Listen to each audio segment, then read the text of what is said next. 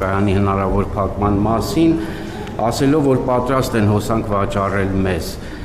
Նաև նա ասել էր, որ արդեն ադրբեջանցի մասնագետները որոշակիացրել են, թե Հայաստանում որտեղով են անցնելու նոր էներգագծերը, ինչպես կարձագանքեք եւ արդյոք Ադրբեջանից աշխատանքային խումբ է եկել Հայաստան։ Եվ երկրորդ հարցը շրջանառվում է տեղեկություն մարզպետների ինստիտուտի փոփոխության վերաբերյալ, որ մարզպետների լիազորությունները կնվազեցվեն, ինչ փոփոխություններ են մանավանդ հատկապես մարզպետների վերանշանակման այս ֆոնին։ Շնորհակալություն։ Իրոք է մարզպետներ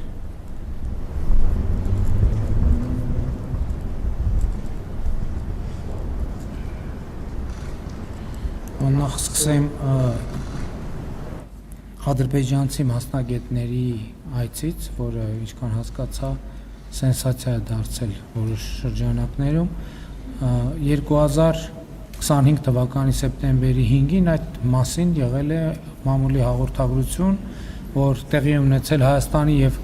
Ադրբեջանի պատվիրակությունների հանդիպումը եւ աշխատանքային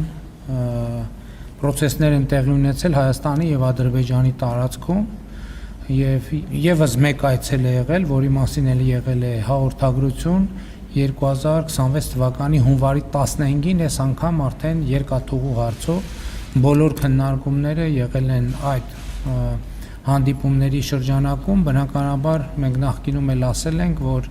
էլեկտրահաղորդման գծեր, խողովակաշարեր, մալուխներ, երկաթգիծ այդ թեմաներով աշխատում ենք եւ տեղի ունենում երկկողմ աշխատանք։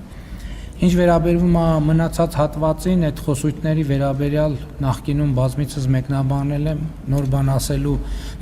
անհրաժեշտություն չեմ տեսել։ Մեծամորի ատոմակայանի փակման թեման, այսինքն շահագործման ժամկետի ավարտի թեման արձանագրված է այդ թվում Հայաստանի միջազգային պայմանագրերում, որոնք կնքվել են մեզնից առաջ եւ դա ոչ մի նորություն չկա։ Ինչ վերաբերվում է էներգետիկ առևտրին, ես ձեզ ասեմ հետեւյալը, երկու ուղղություն է պետք է հաշվի առնել։ Մենք մինչև բոլորովին վերջերս մենք խոսում ենք, որ Հայաստանը ունի էլեկտրաէներգիայի ավելցուկ։ Հիմա մենք պիտի խոսենք նրա մասին, որ Հայաստանը կարող է ունենալ էլեկտրաէներգիայի պահանջարկ, ինչու, որովհետև ինչպես տեսնում եք, մեծ տեմպերով զարգանում են արհեստական բանականության գործարանները,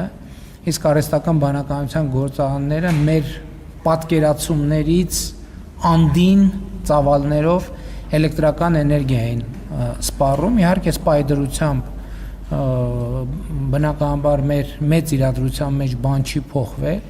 բայց այն պլանները, որ մասնավորապես ներդրողներն ունեն արհեստական բանականության ոլորտում նոր գործարաններ կառուցելու առումով Հայաստանի Հանրապետությունում, դա մեզ ստիպում է մտածել, որ մենք մեր էներգետիկ ռազմավարությունները պետք է նորից վերանայենք, որպեսզի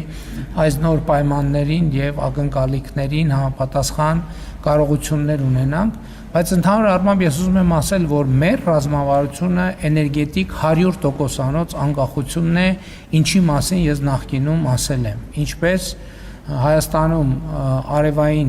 կայանների եւ կուտակիչ կայանների զարգացում, արևային ռեսուրսներով Հայաստանը ավելի քան առավել քան հարուստ է եւ կուտակիչ կայանների, բայց իհարկե սա չի նշանակում,